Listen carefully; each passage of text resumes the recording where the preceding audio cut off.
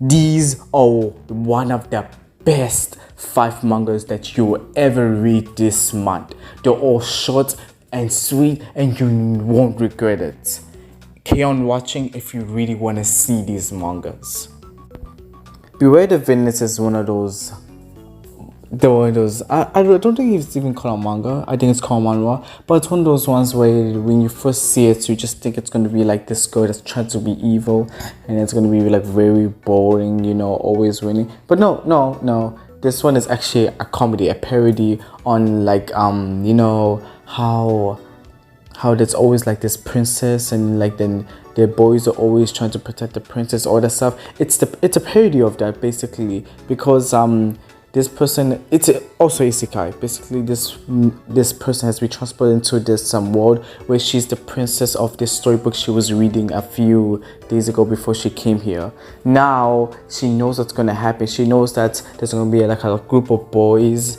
They're gonna be like a rich boys princess that's gonna like treat her like shit, because that's how she was treated in the storybook she read earlier on. So now she tries to stop that from happening, but in her own villainous way, and it always just ends up being very comical, especially when they just twist the personalities, because you have this handsome princess that's supposed to be noble and that doesn't like her, but then turns out this guy is just he's playing literally playing with girls, bruh. And it's so funny, man. If you love comedy and isekai too, man, you will just love this. Okay, our first one in the list is Magical Ghost Sites, and I reviewed this book.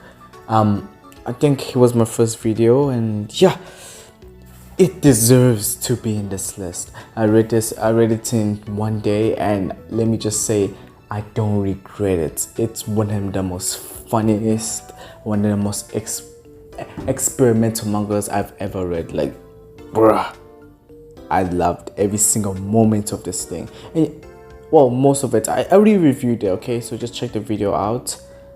Now, yeah. Basically, if you like magical girls and you like horror, or even go a little bit and crazy power systems with like very bombastic personalities, then Nick, you'll like this. Togepi's Original Sin. This is one of the saddest and shortest manga it's one of them, really.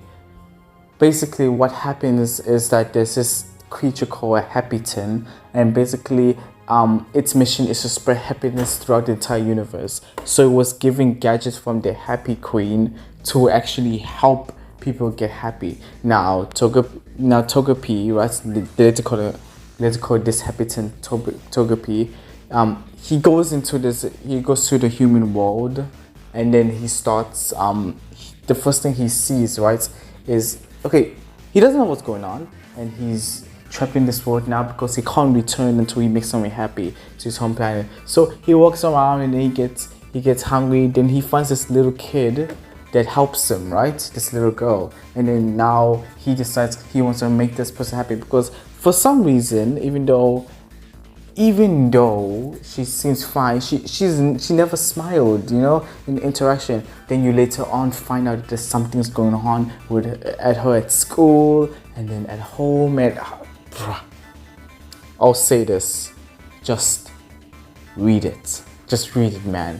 A tragedy. It's sad. It's short, but it takes you less than an hour to read it, man. Just go and read it. The Flowers of Evil, and I forgot the guy's name, actually, the author's name, but I'll just say this. The author of The Flowers of Evil, I don't know what's with his books. Just every time you start reading it, bro, you just don't want to let go.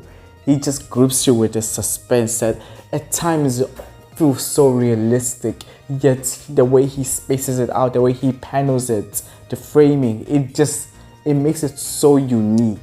It's like this unique style of paneling that not a lot of mangas have. It's like as distinct as Chainsaw Man and and Fire Punch's paneling. It's his way of directing stories, moving characters is very distinct, and this one clearly shows. Listen, there were times in this thing where I just wanted to stop reading, not because I didn't like it, but because I was reading it way too much. That's how gripping it was. I don't think I need to actually explain this. His name is already a cloud, the Flowers of Evil. A lot of people have read it before. Oh yeah, don't read it. Don't watch the anime though. You're gonna hurt yourself. Okay, and then our last pick, and my favorite out of all of them personally, is Undead Unluck. It's still ongoing, which is sad, but it raises some very interesting concepts and very interesting themes, like God, and the power system, right? I know there are. It is kind of like it has a certain thing to it, and it makes it unique from all the other power systems out there. It makes it distinct from the normal shonen power system, and they call negators now. It's not that distinct in a way, but at the same time, it has enough distinction to make it unique by itself. Now, Undead is a story of basically a girl that wants to, self-delete simply because, well, she can't live anymore, right? Her power is unluck, meaning that anybody that touch her will get severe unluck. Well, it depends how fun she is with them. So now she is sad, and then she decides to offer herself after reading her manga. Then this guy Undead, who we later call Andy, goes towards her, and his negator power, basically allows him not to die. So now it becomes this thing, a push and pull thing of him trying to get himself to die by using Unluck's power. At the same time, Unluck's trying not. Well, she is trying to help him at least, But then, there's always these threats out there, and it keeps building upon each other in a way that doesn't feel like it's a rush or there was like no proper planning. And the part it is right now, bruh.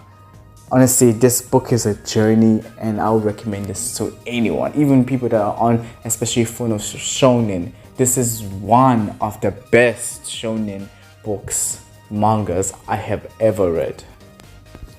Okay, like and subscribe. Also, if you have any manga recommendations, please put it in the comments. I'll start reading them, and I'll even review them, or even include us in one of these lists. Okay, goodbye.